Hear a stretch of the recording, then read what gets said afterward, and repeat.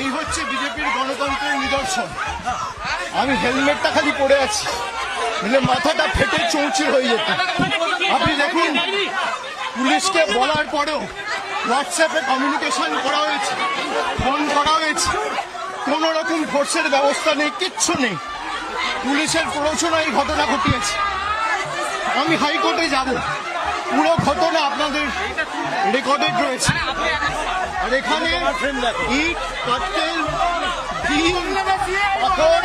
আমি বাংলাদেশি, অভিষেক বন্দ্যোপাধ্যায় ব্রাহ্মণ সন্তান, আমি বাংলাদেশি, আর এরা ভারতীয়।